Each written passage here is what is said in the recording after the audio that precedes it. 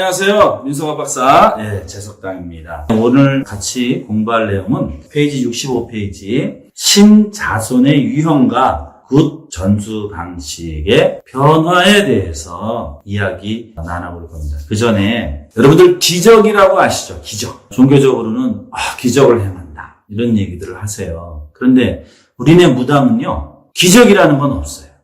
어떤 분이 그러죠. 무슨 소리야? 여러분 기적이라는 게 뭐죠? 예를 들면 이런 거죠. 어떤 사람이 죽었어. 죽었다가 그 다음날 갑자기 깨어났어.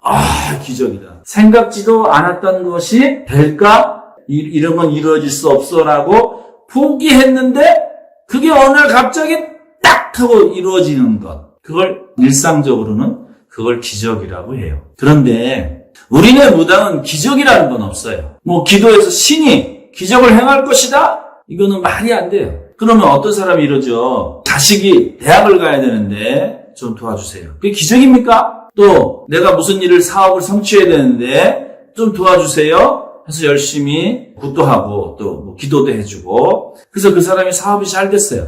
그게 기적인가요? 아니죠. 그러면 그건 기적이 아니에요. 우리가 행하는 이런 것들을 모르는 사람들이 우매한 사람들이 이야기할 때 기적이라고 하는 것은 뭐냐면 바로 우리가 염원에 대한 성취죠. 염원에 대한 성취. 그것이 됐으면 좋겠다고 갈망하고 염원하는 것에 대한 우리의 노력이 들어간 성취라는 거예요. 그렇죠, 여러분? 우리는 기적을 행하는 사람이 아니죠. 염원에 대해서 그것을 노력해서 제자의 노력이 통해서 그것이 완성되는 것, 우리는 그걸 기적이라고 이야기하지 않아요. 염원에 대한 성취를 하는 거죠.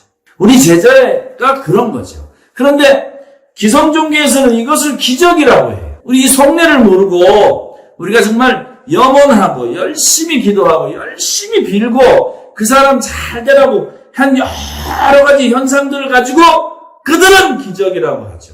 우리는 어마어마한 노력을 하는 거죠. 그래서 우리 제자들이 왜 고생스럽고 힘드냐? 그것 때문에 그 염원에 대한 성취를 하려고 우리가 힘든 거죠. 교회 나가서 예배 보고 끝 하면 좋겠죠. 기독교에서 그러죠. 신의 역사는 말씀으로 한다. 이렇게 얘기해요. 기독교에서. 그래서 성경이라는 것을 통해서 그들의 교리라는 것을 통해서 역사하시고 기적을 행한다. 이렇게 얘기해요. 그들은 말만 하면 돼요. 말만. 성경이 있으니까 성경책 하나 펴놓고 말만 하면 돼. 왜? 염원에 대한 성취가 필요치 않아요. 그들은. 우리는 어때요? 염원에 대한 성취를 반드시 해야 되죠. 그래야 뭐가 돼요? 용암무당이 되죠. 공수 잘 준다고 용암무당이 아닙니다. 백발백중으로 맞췄어. 용암무당? 노노노노노노. 그냥 잘 맞히는 무당이죠. 용암무당이라는 것은 뭐냐면 이 염원에 대한 성취를 잘 하는 무당이 바로 용암무당이죠. 오늘 같이 공부할 내용은요. 이런 염원에 대한 성취를 위해서 우리가 뭘 해야 되냐 하면 바로 굿을 잘 알아야 되겠죠. 여러분, 그죠? 굿은 누구한테 배웁니까? 신 부모한테 배우거나 또는 상장부한테 배우겠죠. 그것을 이제 굿 전수라 그러는데 이게 신자손의 유형과 그 유형에 따라서 전수해주는 방식이 차별이 있어요. 불행히도. 똑같은 제자라고 생각해서 똑같이 가르쳐주면 좋은데 제자의 유형에 따라서 신자손의 유형에 따라서 전수 방식이 달라요. 또한 제자한테 온 신명의 특성에 따라서 굿을 가르쳐주는 방법이 달라요. 그러다 보니까 어때요? 신자손한테 굿을 가르쳐줄 때 여러 명을 함께 묶어서 굿을 가르쳐줄 수 없어요. 개별적으로 1대1로 굿을 가르쳐줄 수밖에 없지요. 제자가 한꺼번에 이번 달에 한꺼번에 한 3명 들어오는 게 아니고 연차가 다 다르겠죠? 그러면 그 연차에 달라서 배워야 되는 굿이 다르죠. 그러다 보니까 어떻게 돼요?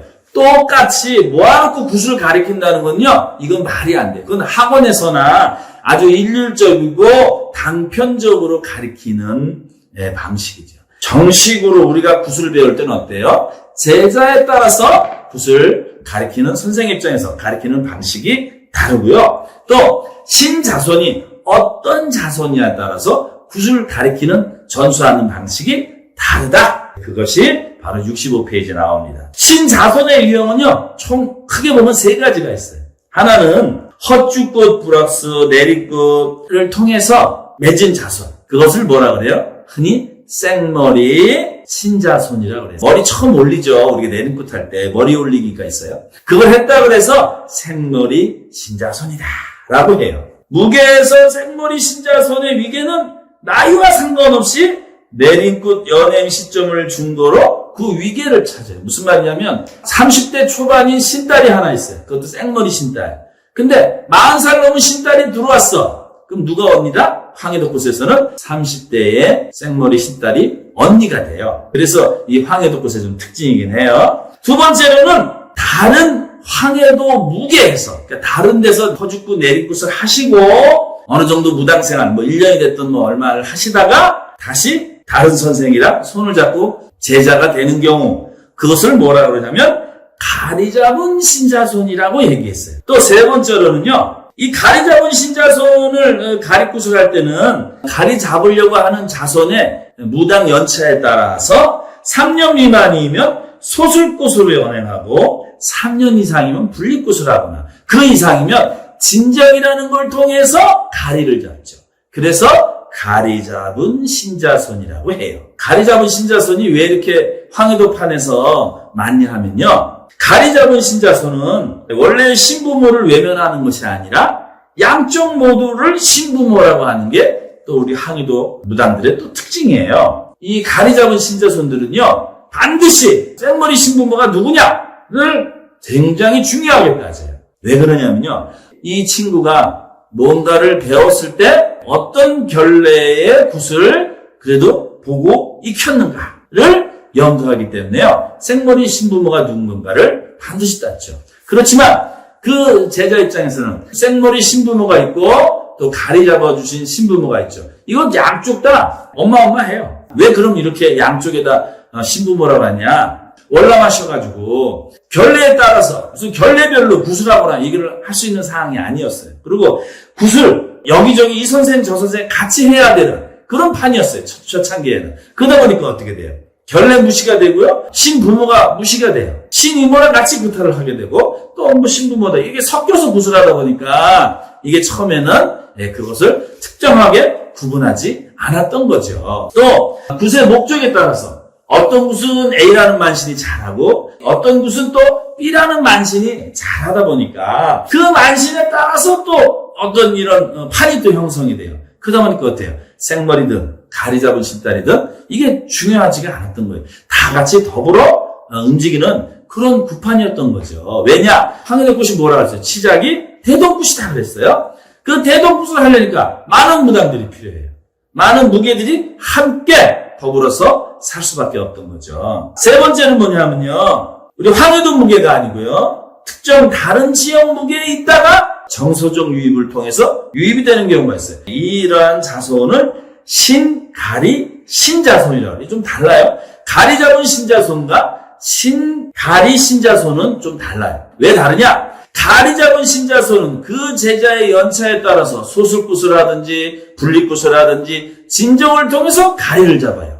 그런데 신가리 신자손은 처음부터 다시 해요. 그 제자가 연차가 어떻게 됐든지 간에 내린굿을 다시 하는 거예요. 그래서 내린굿을 다시 해서 신을 완전히 다시 받아요. 왜 그러냐? 다른 지역의 무게에 있을 때와 황해도 무게에 들어올 때 신명 자체가 달라요. 예를 들어서 경상도에서는 성수라는 개념이 없어요. 그 경상도 지역 굿에서는요. 그런데 우리는 성수라는 개념이 굉장히 중요하죠. 그러니까 어떻게 돼요? 성수 신격을 다시 받아 놓으셔야 되고, 또 경상도 지역에서는 어떻게 보면 신가부리를 굉장히 중요시 여겨요. 황해도는 외가부리를 또 중요시 여기죠. 불리던 양반을 굉장히 중요시 여기는 게 또 황해도 무당인데, 이런 다른 지역도 한양굿을 했거나 경상도 굿을 했거나 대전 안지굿을 했거나 이런 굿을 하시던 분이 황해도 굿으로 들어올 때 뭐가 된다? 신가리 신자손이 되는 거예요.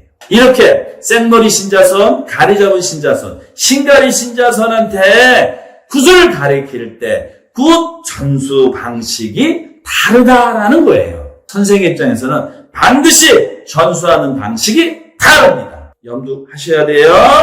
그 내용을 67페이지 보세요. 두 번째 단락 보면요. 신을 내려주는 것은 신부모와 임무자가 신의 계열과 신의 명칭을 공유하는 것을 의미합니다.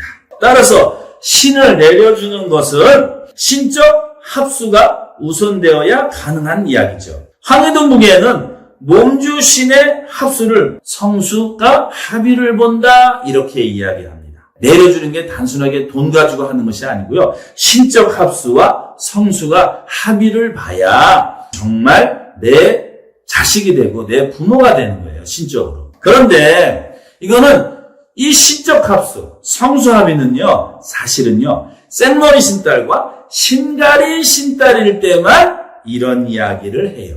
가리 잡은 신딸은요. 성수합이 거의 없습니다. 신적 합수 거의 없습니다. 오해하시면 안 돼요. 가리 잡은 신딸인 경우에는 어떻게 한다고요? 더 많은 노력을 하셔야 돼요. 제자로서. 가리 잡은 신자손을 왜 그러면 이 신적 합수 또는 성수 합수가 안 되냐? 신자손은 신을 찾아주는 역할만을 수행하기 때문에 신명의 전승이나 주술의 전승이 이루어지지 않아요. 굿의 외형과 예술적인 행위에 국한돼서 기량을 숙달시키는 강습 형태의 굿전수가 이루어지죠. 자, 이게 67페이지 네 번째 단락이 있어요. 좀 가리 잡은 신딸은 좀 손해죠. 그렇게 따지면요. 근데 어떻게 보면 내가 굿을 배우기 위해서 큰 선생님 밑에 가거나 굿을 정말 잘 가르쳐주는 선생님한테 갈 때 필요한 방법이겠죠. 신적 합수 또는 성수 합이 아니더라도 내가 굿을 배울 수 있는 그런 방법, 그런 길을 열어놓은 거예요, 이게. 넘겨보시면, 자, 70페이지 보면, 여기 보시면, 무게의 도계 전수 이렇게 돼 있어요. 우리가 굿은요, 도제 방식으로, 예전 방식으로 굿을 전수하게 돼요. 그래서 굿 전수교, 여기 보면 구분했어요. 구청에 나가서 당배기 할 때 장 보는 방법, 또 만물 보는 거, 당을 매는 거, 또 구춤을 배우고, 또 국거리를 정해서 또 연습하고, 이런 것들을 누가 한다? 신부모나 상장부가 하고, 또 국거리 안에서 무가 따라하고, 무가 배우고, 뭐 타령이냐, 민요, 이런 것을 배우는 건 누가 하냐? 신부모나 또는 처음 배우신 큰 선생님한테 그런 걸 또 배우죠. 그 전수에는요, 굿이 끝나면 모여서 이런저런 이야기를 하는 간담회라는 게 있어요. 굉장히 중요해요, 사실은요. 그 간담회를 통해서 오늘 굿은 뭐뭐 했는데 누가 이렇게 해서 참 잘했고 이런 부분은 좀 고쳐야 되겠다. 이런 어떤 그 평가의 시간이에요, 사실은요. 그러면서 누가 한 소절씩 또 배우고 굿을 평가하는 시간을 가져요. 이게 신부모나 또는 상장부, 청배관시 다 같이 참여하는 거예요. 그 다음에 이제 무업교육이 있죠. 76페이지 한번 봐주세요. 표 7번. 도제교육 변화의 방식에 대해서 써놨어요. 뭐냐면, 여기 보면, 자, 생머리 신자손, 가리 잡은 신자손, 신가리 신자손이 굿 전수교육과 무업교육이 무엇이 다른가를 이야기해놨어요. 생머리 신자손은요, 성수 합의에 의한 주술을 전수합니다. 또, 굿 전반에 대한 아주 신중적인 교육이 이루어져요. 무업교육도 신부모가 독려하고 강제적으로 참여하기를 원하죠. 그런데 가리 잡은 신자손은요, 단기간에 기량을 전수하려고 해요. 그 제자분도 역시 마찬가지로 단기간에 기량을 전수받기 원해요. 그렇다 보니까 신부모 입장에서 어떤 선택적으로 전수하거나 신자손이 요청할 때 딱하니 가르쳐주게 되죠. 다음은 이제 신가리 신자손은 마찬가지로 생머리 신자손과 함께 성수 합의에 의한 주술 교육을 하고요. 굿 전반에 대한 심층 교육을 하죠. 왜냐? 내린 굿을 다시 했으니까. 신을 완전히 갈았으니까. 그래서 무업교육도 마찬가지예요. 생계형 무당일 때는 강제적인 교육 참여를 시키고요. 또 신자손이 요청할 때 교육을 가르치게 돼요. 76페이지네요. 도제 교육 방식의 변화. 자손에 따라서 이게 다르다고 제가 표로 만들어놨어요. 또 생머리 신자손의 경우는 자연스럽게 일상생활을 신부모와 같이 하면서 차분히 좀 배우죠. 시간을 좀 두고서라도. 그런데 가리 잡은 신자손은 단기간에 집중적으로 굿을 배우기를 원하는 제자들이 대부분이에요. 그러다 보니까 어때요? 주술적인 성수합의가 아니라 기능적이고 기량적인 측면을 요구하게 되죠. 그 자손들이요. 그런데 원래의 도제교육은 그것이 아니라 일상생활을 통해서 주술적인 전수하는 것이 바로 우리네 도제교육의 시작이고 끝이죠. 근데 그러다 보니까 어떻게 돼요? 제자들이 어떤 보존회라는 것을 통해서 또 굿을 배우려고 하죠. 나는 이제 신부모도 필요 없어. 그러니까 굿만 배우면 좋겠어. 그래야 굿을 할 수 있으니까. 그런 제자들이 어디로 가요? 무속학원 가죠. 근데 무속학원 가서 제대로나 배우면 좋은데 잘 안 되죠. 또 보존에 들어가는 경우도 있고요. 네. 어떤 방식으로 배우게 되겠죠? 점만 보는 사람이 아닌 진정한 무당의 길은 뭐가 있어요? 염원에 대한 성취가 우리가 진정한 무당의 바른 길이죠. 그 염원에 대한 성취를 하는 방법의 하나로서 우리가 굿을 알아야 돼요. 그 다음에 생머리 자손, 또 가리 잡은 자손, 또 신가리 잡은 자손. 이 자손들과 함께 무엇교육이라는 걸 통해서 치성을 하는 방법, 또는 이 염원을 어떻게 성취할 건가를 신부모를 통해서 배우게 되죠. 그런 것을 학습하는 과정을 뭐라고요? 바로 도제교육이다. 아시겠죠? 여러분, 서두에 말씀드렸어요. 오늘 우리한테 기적이란 없다. 그 기적은 외부 종교에서 우리를 볼 때 다 기적이라 그래요. 야, 쟤네들 이상해. 기적을 행해. 아니야. 노. 우리 기적 행한 적 한 번도 없어요. 우리는 염원에 대한 노력의 결과로서 그것이 성취되는 거죠. 우리는 기적이라는 거 없어요. 무당은요, 열심히 갈구하고 강구해서 신한테 자꾸 의탁을 하는 거죠. 그게 우리가 올바른 제자의 첫걸음이죠. 또 다음 시간에 공부해 보도록 하겠습니다.